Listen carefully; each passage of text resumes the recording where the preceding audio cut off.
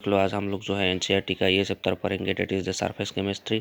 तो बच्चों क्या होता है सरफेस केमिस्ट्री? मेनली जो सरफेस के ऊपर होता है ना, एक पार्टिकुलर तुम लोगों ने कोई भी एक चेयर ले लिया, टेबल ले लिया, उसके ऊपर में कुछ भी डस्ट टाइप का ऐसा गिर सकता है कि नहीं, that is the called the our the surface chemistry and what the other phenomenon occurs on the upper surface of that particular thing. Okay, so इधर पे बोल रहा है कि इंटरफेस और surface is represented by separating the bulk phases by hyphen और slash.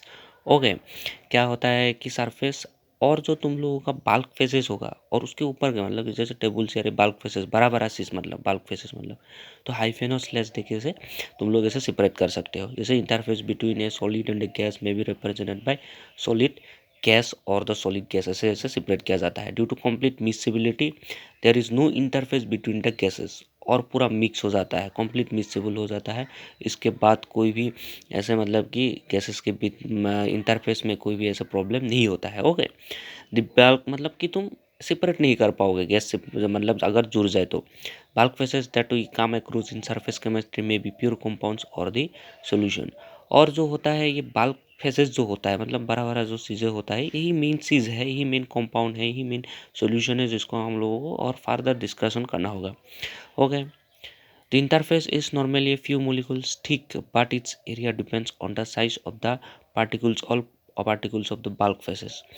तो क्या करना है तुम लोगों को, ये बहुत अच्छे से समझ लेना है कि इंटरफेस जो होगा इस नॉर्मली ये क्या होगा, फ्यू मोलिकुल्स ठीक होता है, but it's area depends on the size of the particles of the bulk faces होता है। Okay, many important phenomena noticeable amongst this being corrosion, electrode processes, heterogeneous catalysis, dissolution and crystallizations occur at interfaces।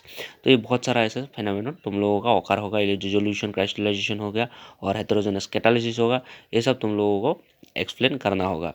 और मतलब मैं अच्छे से explain करा दूंगा। ये सब तो जानते हो, कोरोजन तो सबको पता है क्या होता है कि मेटल सरफेस के ऊपर में आयरन का जो मतलब क्या हो जाता है, जो सरफेस निकल जाता है, that is the corrosion.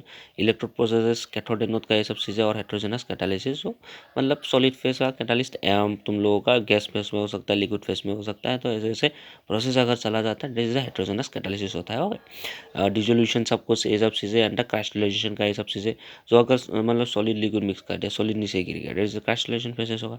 Okay, तो ये सब चीज़ें तुम लोगों को अच्छे से समझना है। And the subject of surface chemistry finds many application in industry, analytical work and daily life situations होता है।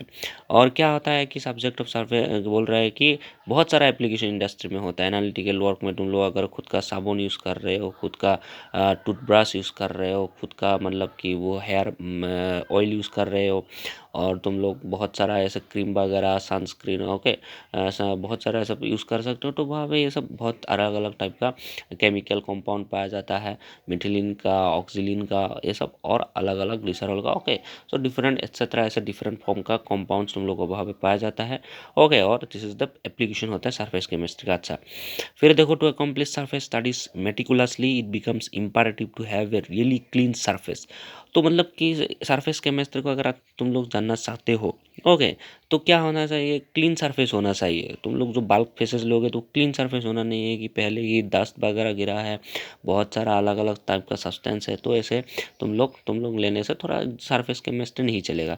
तो फिर ऐसे क्लीन सरफेस तुम लोगों को पहले ही लेना होगा। ओके, तो अंदर very high vacuum of the order of 10⁻8 to 10⁻⁻9 pascal, ऐसा ऐसा तुम लोगों का कुछ कुछ हाई जो वैक्यूम है, मतलब कि ऐसे थोड़ा जो अलग नहीं सब्सटेंस प्रेजेंट है, मतलब कि एकदम जीरो सा जो सब्सटेंस होता है, वैक्यूम सर्विस होता है। तो ऐसे 10⁻10⁻⁻9 पास्कल इतना प्रेशर में हो, बहुत कम मतलब कि प्रेशर से, मतलब कि बहुत हाई प्रेशर से बहुत लो प्रेशर ले लिया है। 10⁻8 है, ओके, ये 10⁻8 है, और 10⁻9 मतलब कि बहुत जीरो सा एक मतलब कि क्वांटिटी है, बहुत कम प्रेशर है। और is not possible to obtain ultra clean surface of the metals. Okay, और तब भी क्या होगा, फिर तुम लोग क्लीन सरफेस जो है मेटल्स का, वो तुम लोग अच्छे से देख पाओगे नहीं। Solid materials which such clean surfaces need to be stored in vacuum, otherwise this will be covered by molecules of the major components of air, namely dioxygen and dinitrogens. तो क्या होगा फिर, क्लीन सरफेसेस जो होगा तुम लोगों का, ये वैक्यूम, ओके, ये सब तुम लोगों को डाइऑक्सीजन और डाइनाइट्रोजन मेजर कंपोनेंट्स से तुम लोगों को ये सब क्या होगा, एयर के साथ थोड़ा मिक्स हो जाता है। तो इसलिए वैक्यूम सरफेस तुम लोग लो अच्छे से, मतलब बल्क सरफेस को क्लीन सरफेस करके लो, देन अच्छे से सरफेस केमिस्ट्री को अच्छे से स्टडी किया जा सकता है ऐसे। सो हम लोग ये यूनिट में जो है तुम लोग क्या पढ़ोगे, you will be studying some important features of some chemistry such as absorption, catalysis and colloids including emulsions and gels. So ऐसा एब्जॉर्प्शन वगैरह हो, एब्जॉर्प्शन हो, ऐसा चीज़ें इंपॉर्टेंट जो चीज़ें हैं।